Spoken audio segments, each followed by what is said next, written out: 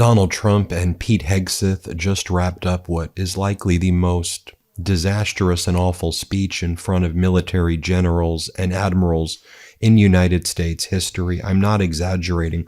I'm just going to show you the receipts. You can see right there the military generals and admirals who were in the room who were forced to leave the bases where they were stationed across the world to listen to Donald Trump say that San Francisco, Chicago, New York, Los Angeles, they're the new war zones. It's a war from within. A major part of your mission is going to be invading these cities. This is what he says. Here, listen for yourself. Play this clip.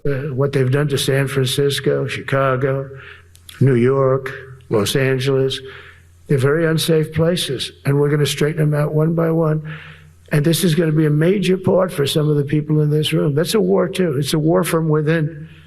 Controlling the physical territory of our border is essential to national security. We can't let these people in. Then Donald Trump starts talking about how he doesn't like the way modern battleships look. He really liked the way solid steel battleships looked. Here, play this clip. To use an old term, I think we should maybe start thinking about battleships, by the way. You know, we have a Secretary of the Navy came to me because I look at the Iowa out in California and I look at different ships and the old pictures. I used to watch Victory at Sea. I love Victory at Sea. Look at these admirals. It's got to be your all-time in black and white. When I look at those ships, they came with the destroyers alongside of them, and man, nothing was going to stop. They were 20 deep, and they were in a straight line, and there was nothing going to stop them. And we actually talk about, you know, those ships. Some people would say, no, that's old technology. I don't know. I don't think it's old technology when you look at those guns. But it's something we're actually considering, the concept of battleship. Nice 6-inch sides, solid steel, not aluminum. Aluminum that melts if it looks at a missile coming at it. Starts melting as the missile's about 2 miles away.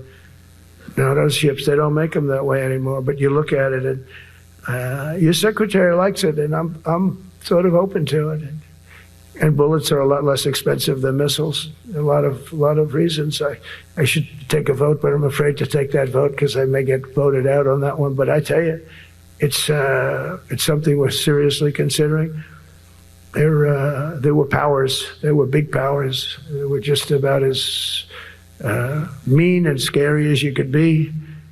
And so we're looking at that. Then Donald Trump starts talking about the N-word, which he says is nuclear. And then he goes on to say there are different N-words out there.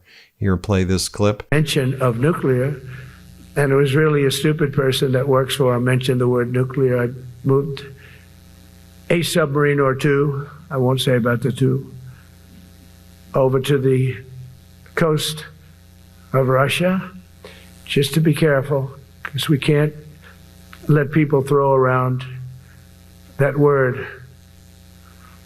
I call it the N-word. There are two N-words, and you can't use either of them. You can't use either of them. And frankly, if it does get to use, we have more than anybody else. We have better, we have newer, but it's something we don't ever want to even have to think about. But when somebody mentions it, that submarine started immediately thereafter. Then Donald Trump says that the American military went too woke after World War II and thus was not winning wars after World War II because it was too woke. Here, play this clip. After that, now he gave a great speech, but he talked about Department of War. We were sitting there. I said, didn't it used to be called the Department of War? And he goes, yes, sir. They changed it like in the early 50s. So we won the First World War. We won the Second World War. We won everything in between and everything before that. We only won. And then we went, in a way, woke. That was probably the first sign of wokeness. And we changed it to defense instead of war. And I said, what do you think? How do you think if we changed it back? Would that be a nice idea? Next, Donald Trump starts talking about how a big part of what these military generals and admirals will be doing is invading cities. Inner cities will be a big part of the war. He says he then makes up some bizarre story about firefighters getting shot out as they're putting out fires. Here, play this clip. Fire department. I always put the fire department in because they're great. They're great. And I got 95% of their vote, too. That helps. When you get 95% of their vote, you always have to mention them. But they're great. And they're brave in our inner cities, which we're going to be talking about, because it's a big part of war now. It's a big part of war. But the firemen go up in ladders, and you have people shooting at them while they're up in ladders. I don't even know if anybody heard that. And I said, don't talk about it much, but I think you have to. Our firemen are incredible. They're up in one of these ladders that goes way up to the sky, rescuing people, and you have animals shooting at them, shooting bullets at firemen that are way up in death territory. You fall off that ladder, it's over. Then Donald Trump attacks Democrats in front of our military generals and admirals and says the Democrats don't respect you. Again, I can't emphasize enough how un-American this is. Let's play it. Administration. They did not treat you with respect. They're Democrats. They never do. No. Then he starts to spell the word lore, L-O-R-E, he says. Here, play this clip. Military legends and lore. That's L-O-R-E. It is lore.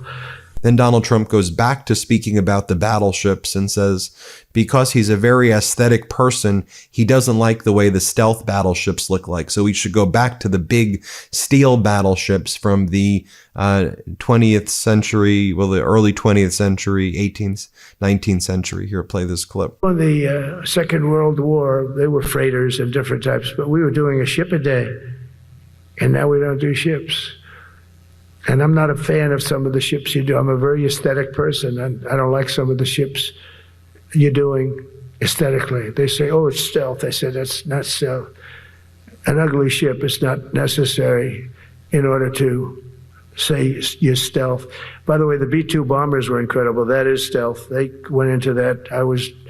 Then Donald Trump says one of the biggest fights he ever had to deal with is calling the Gulf of Mexico the Gulf of America. He goes, huge fight, big fight. Here, let's play it. There's been no fight. There's been no fight. Like when I called the Gulf of America, the Gulf of America, because to me it was always the Gulf of America. I could never understand. We have 92% of the frontage. And for years, actually 350 years that were there before us, it was called the Gulf of Mexico. I just had this idea. I'm looking at a map, I'm saying, we have most of the frontage. Why is it Gulf of Mexico? Why isn't it the Gulf of America? And I made the change, and it went smoothly. I mean, we had a couple of fake news outlets that refused to make the change. And then one of them, AP, took us to court, and we won. And the judge, who was a somewhat liberal judge, said the name is the Gulf of America, because AP refused to call it the Gulf of America. They wrote, they're not a good outfit, by the way. They call it the Gulf of Mexico. I said, no, the Gulf of America is the name. And the judge actually said that, in fact, you can't even go into the room because what you're doing is not appropriate. The name is the Gulf of America. Google Maps changed the name. Everybody did, but AP wouldn't. And then we won in court. How about that? Isn't that so cool? Then Donald Trump says, look, everybody here needs to know how hot we are. We're so hot. We're the hottest country. He said, Vladimir Putin said how hot we are. When I met Putin in Alaska, he said, you're hot. Donald Trump speaking to our military generals and admirals and bragging that our enemy, Vladimir Putin, said that we are hot. Like, I can't emphasize enough how deranged and traitorous this is. And then Donald Trump's like, then Putin attacks Kyiv after, but it's one of those things, whatever. It's just one of those things. He tells me we're hot, then he attacks Kyiv, whatever. One of those things. Here, play this clip. You were a dead country, and now you're the hottest country anywhere in the world. We're the hottest country in the world right now. The absolute hottest country in the world. There's nobody even close. Putin said that to me. We met in Alaska, had a good meeting. Then he went back and started sending drones into Kiev. I said, I thought we had a good meeting. But it's one of those things. But we were a dead country a year ago. And now we're the hottest country anywhere in the world. Think of that. Then Donald Trump starts attacking his, I guess, political opponents and says people love the military when they invade their cities. And the only reason why people say they don't like the military invading their cities is they must be paid off by people like Soros. Here, play this clip. And you know what the people say? The people in those cities where they're being raped and shot and beat up, you know what they say? We love the military. You ever see where they interview the people on the street? I've never seen somebody say they don't, unless they're radical and paid off, because a lot of these insurrectionists are paid by, whether it's Soros or other people, but they're paid by the radical left. Then Donald Trump says that Portland looks like World War II. I hope you've been following the videos I've been doing on Portland, Oregon. You see where you can see the farmers markets and the people in the park. I even showed you what was going on in front of the ice facilities where there's like only a few people there. And so, no, it's not World War II, but this is what he says. Let's play it. They're considering it a great week. They shouldn't lose any. You shouldn't lose any. This is civilization. And he's always up there saying, we're in very good shape. We don't need the military. No, they need the military desperately. How about Portland? Portland, Oregon, where it looks like a war zone. And I get a call from the liberal governor, sir, please don't come in. We don't need you. I said, well, unless they're playing false tapes, this looked like World War II. Your place is burning down. I mean, you must be kidding. Sir, we have it under control. I said, you don't have it under control, Governor, but I'll check it and I'll call you back. I called her back. I said, this place is a nightmare. It's certainly not the biggest, but it's one of the worst. It's brutal.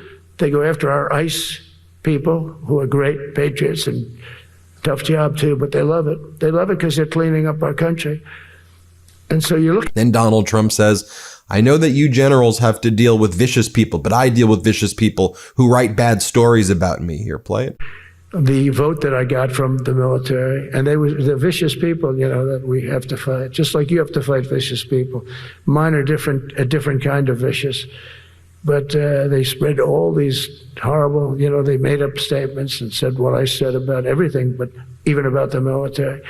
But fortunately, the military didn't believe it. It's hard, you know, they make up a statement and they said, you say it. We had 25 people that said he never said that. 25. We had 25 affidavits.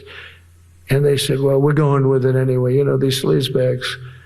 And it's why the press is really losing all power, because people aren't believing it. We need an honest press. We need borders. We need borders. We need an honest press. We need fair elections. I mean, those three things. And we don't have an honest press. We have a really corrupt press, but we fight through the corrupt press. And the people understand you have to do this stuff a lot. You have to go on television a lot because you can't get a fair shake if you're going to rely on somebody else. They don't understand. They've destroyed the image of media now is at the lowest point it's ever been. It's lower than Congress. Can you believe that? It's something.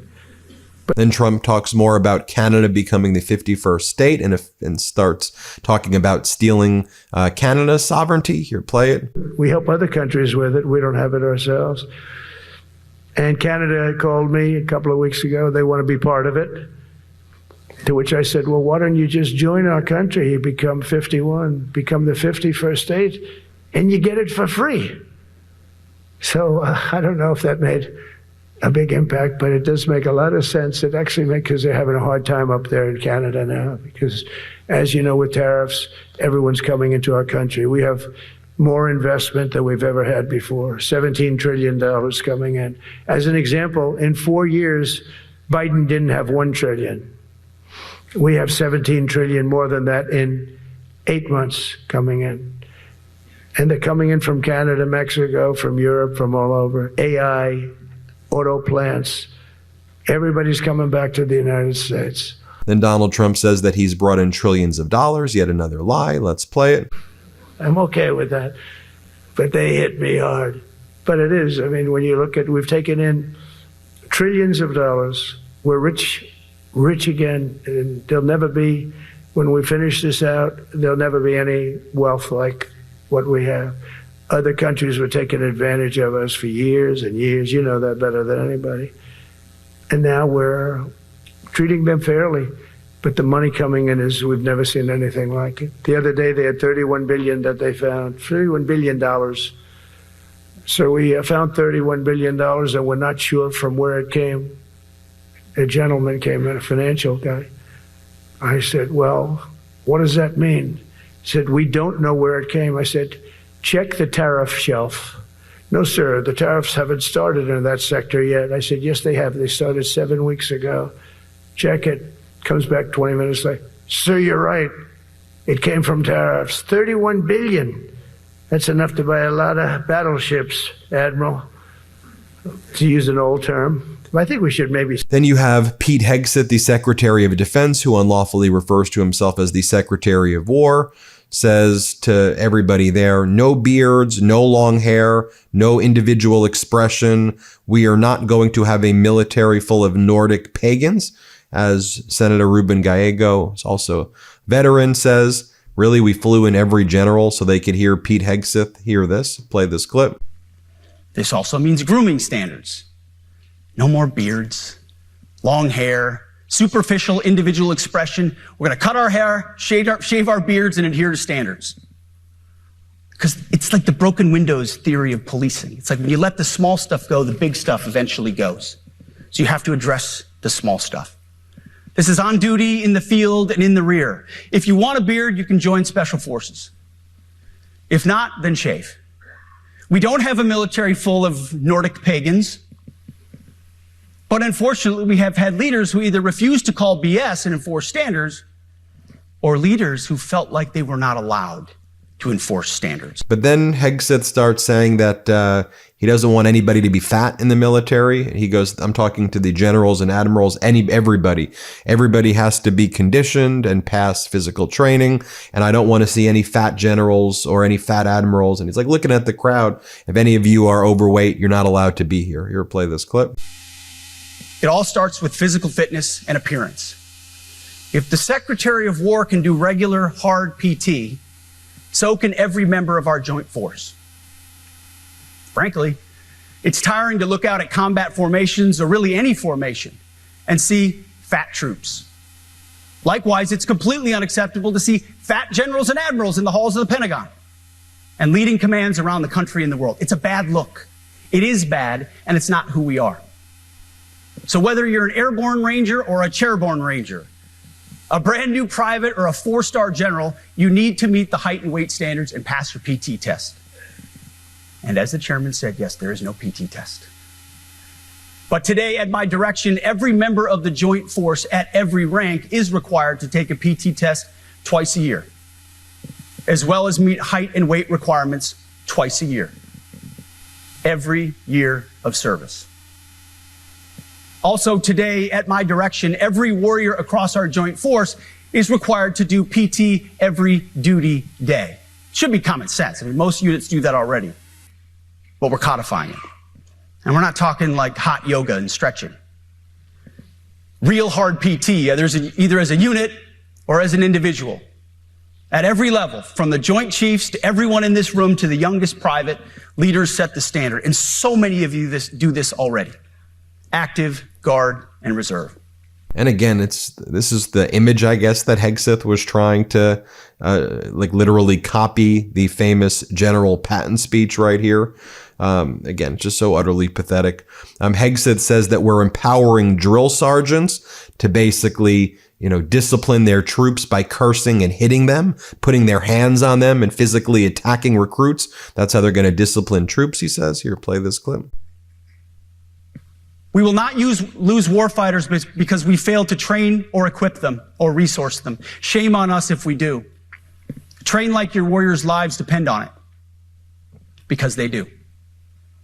To that point, basic training is being restored to what it should be: scary, tough, and disciplined. We're empowering drill sergeants to instill healthy fear in new recruits, ensuring that future warfighters are forged. Yes, they can shark attack, they can toss bunks, they can swear, and yes, they can put their hands on recruits. This does not mean they can be reckless or violate the law, but they can use tried and true methods to motivate new recruits, to make them the warriors they need to be. Back to basics at BASIC as well. And then he goes on to say that they're going to reevaluate their hazing requirements or like the anti-hazing, and basically all of that will be okay. In other words, I think is what he's saying. Here, play this clip. Real toxic leadership is endangering subordinates with low standards. Real toxic leadership is promoting people based on immutable characteristics or quotas instead of based on merit. Real toxic leadership is promoting destructive ideologies that are an anathema to the Constitution and the laws of nature and nature's God, as Thomas Jefferson wrote in the Declaration of Independence. The definition of toxic has been turned upside down, and we're correcting that. That's why today, at my direction, we're undertaking a full review of the department's definitions of so-called toxic leadership, bullying, and hazing, to empower leaders to enforce standards without fear of retribution or second guessing. Of course, you can't do like nasty bullying and hazing. We're talking about words like bullying and hazing and toxic. They've been weaponized and bastardized inside our formations, undercutting commanders and NCOs. No more. Setting, achieving, and maintaining high standards is what you all do. And if that makes me toxic, then so be it. Well, there you have it, folks. Let me know what you think. That's I don't know how else to say it. It was probably the worst speech ever given in the history of the United States of America, and certainly the worst speech ever given in front of the military. It's anti-American. It's traitorous. It's everything our Constitution is against. It's right there for you to see. Hit subscribe. Let's get to 6 million. Thanks for watching. Want to stay plugged in? Become a subscriber to our Substack at MeidasPlus.com. You'll get daily recaps from Ron Filipkowski, ad-free episodes of our podcast, and more exclusive content only available at MeidasPlus.com.